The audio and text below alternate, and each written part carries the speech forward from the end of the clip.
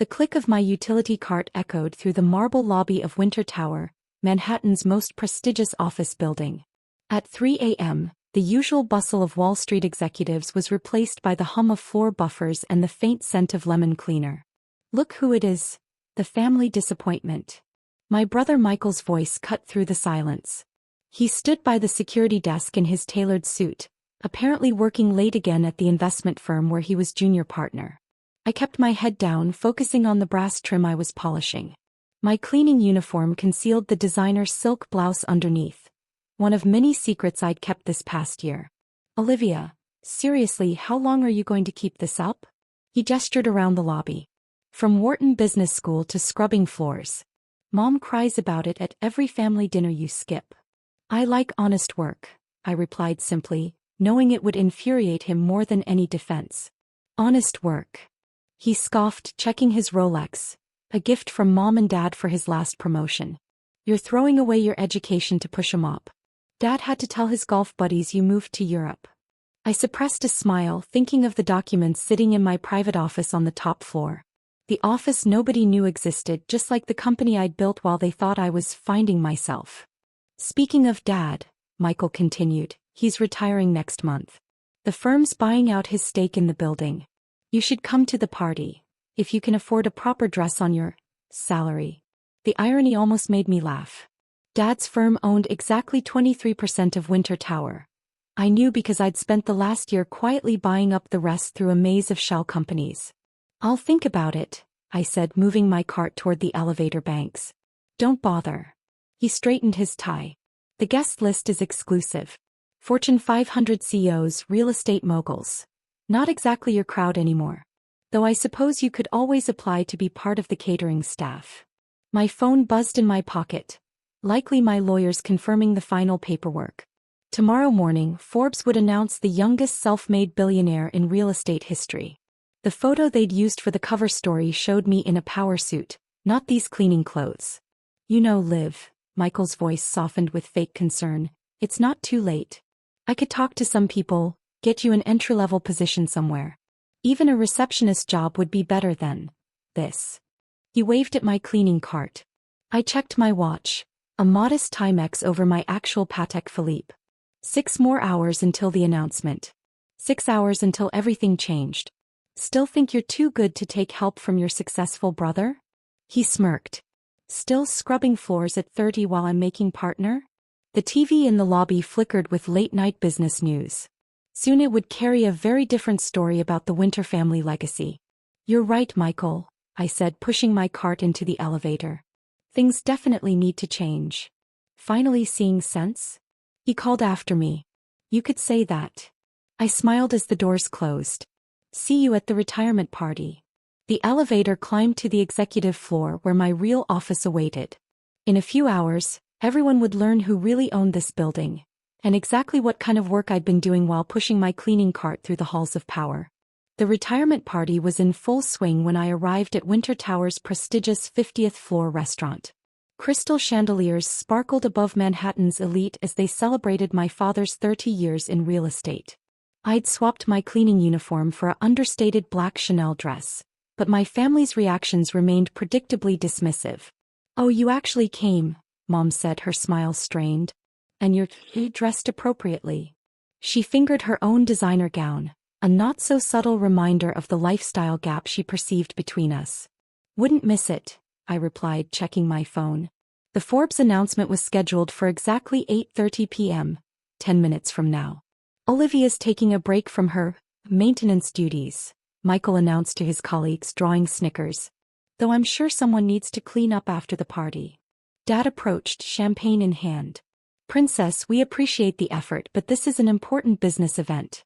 The new building owners will be announced tonight, and we need to make a good impression." "The new owners?" I raised an eyebrow. "Do tell." "Sterling International Properties," Michael boasted. "Biggest real estate firm in the city. They're buying out everyone, Dad's share, the other partners, everything. I helped broker the deal myself." I smiled, knowing Sterling International had been outbid weeks ago, by me. "They're announcing it at 8:30, Dad added proudly. "Michael's getting a significant promotion for arranging the sale." "Really?" I checked my watch. How interesting. The large screens around the restaurant, usually displaying market data, suddenly switched to breaking news. The Forbes logo appeared as the announcement began. Breaking news. Manhattan's youngest real estate billionaire revealed.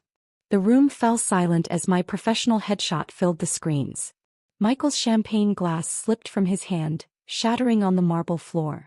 Winter Tower, along with 12 other premium Manhattan properties, has been acquired by Quantum Holdings, led by 30-year-old CEO Olivia Winter. That's impossible, Michael stammered. Sterling International's bid was rejected months ago, I said calmly as smartphones around the room began buzzing with the news. They never stood a chance against my offer. Your offer? Dad's face had gone pale. But you're a cleaning lady? I smiled. That was just market research. I wanted to know every inch of my buildings before I bought them. Nothing shows you a property's true value like maintaining it yourself. The screens displayed more details. Winter's strategic acquisition of Manhattan's premier properties, valued at $4.8 billion, marks the largest real estate deal of the year. But, the money. Mom whispered. How did you? Remember that tech startup I launched in college? The one you called a cute hobby? I pulled out my phone showing them my company's stock price. We went public last year. I've been reinvesting the profits in real estate ever since. Michael's face darkened. The cleaning job, you were spying on us? Due diligence, I corrected. I learned more pushing my cart through these halls than you did sitting in your corner office. By the way, that office belongs to me now. All the offices do. The restaurant's manager approached nervously. Ms. Winter, your executive team is waiting in the private dining room. Thank you, James. I turned back to my stunned family. If you'll excuse me, I need to address my new tenants. Tenants? Dad's voice cracked. Yes.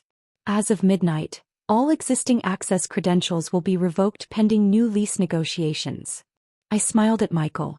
You might want to clean out your desk before then. 1 month later, I sat behind my desk in the penthouse office of Winter Tower, now officially renamed Quantum Plaza. The morning sun cast long shadows across Manhattan's skyline, my newly acquired buildings gleaming like chess pieces on the urban board. My intercom buzzed. Ms. Winter, your family is here for the scheduled meeting. Send them in, Sarah. They entered cautiously, quite different from their confident struts of the past. Michael had traded his bespoke suits for something off the rack. Mom's designer handbag was last season's model. Dad just looked tired. Please sit. I gestured to the leather chairs facing my desk. I believe we have some business to discuss. Olivia, Dad started, we've been trying to reach you for weeks. I've been busy, I replied, pulling up holographic displays of building schematics. Restructuring a multi-billion-dollar real estate portfolio takes time. But I'm here now. About my office. Michael began. Former office, I corrected. As I mentioned, all leases are under review. Your firm's rent was significantly below market value, an oversight I'm correcting. Mom leaned forward. Darling, surely family. Family. I raised an eyebrow. Like when you told your friends I had a mental breakdown and became a janitor. Or when Michael had security escort me out of the lobby for loitering during my night shift. They had the grace to look embarrassed. But, I continued pulling up new documents, family is still family. I have proposals for each of you. I turned to Michael. Your investment firm can keep its offices, at fair market rate. However, you'll be dealing with my management team, not me. Business and family should remain separate, don't you agree? He nodded stiffly, likely remembering all the times he'd bragged about mixing the two. Dad, I shifted focus. Your retirement portfolio took a hit when your ownership stake turned out to be worthless. I'm offering you a consulting position. Your experience could be valuable if you're willing to learn the new way we do things. And me? Mom asked quietly. The charity foundation needs a social director. Someone who knows Manhattan's elite. Interested. They stared at the contracts I slid across the desk. This is generous, Dad admitted. It's business, I corrected. The same business you taught me, though perhaps not the way you intended. My phone buzzed. Ms. Winter, Sarah's voice came through. The mayor is calling about the affordable housing initiative. Tell him I'll call back. Family meeting. Michael looked up sharply at those words. You're meeting with the mayor? Among others. I stood walking to the window. Turns out cleaning ladies hear a lot about the city's housing crisis. I'm doing something about it. Using our family's buildings for affordable housing? Mom looked horrified. No, I smiled. Using my buildings to change lives. Like when a cleaning job changed mine. We were wrong, Dad said suddenly. About you, about everything. Yes, you were. I turned back to them. But now you have a choice. Sign these contracts, join the new era of winter properties, under my terms. Or don't. Manhattan has plenty of other office space. Michael picked up a pen first. I understand now why you did it this way. Do you? I asked. Because here's what I learned pushing that cleaning cart. True power isn't in having the biggest office. It's in knowing every detail, every person, every opportunity others are too proud to see. One by one they signed. Welcome to my company, I said, pressing a button to summon Sarah. She'll show you to your new offices. Much smaller than your old ones but with better views. As they stood to leave I added, oh, and Michael? The cleaning staff gets full benefits and stock options now. You might want to be nicer to them. They could be your future boss. Alone in my office I looked out at my empire built from the ground up, literally. The cleaning cart that started it all still sat in my private gallery, a reminder that sometimes the best way to reach the top is to start at the bottom. My phone buzzed again. Another mayor, another deal, another opportunity. But now everyone knew exactly who they were dealing with. Not just a cleaning lady, but the owner of everything they thought was above her.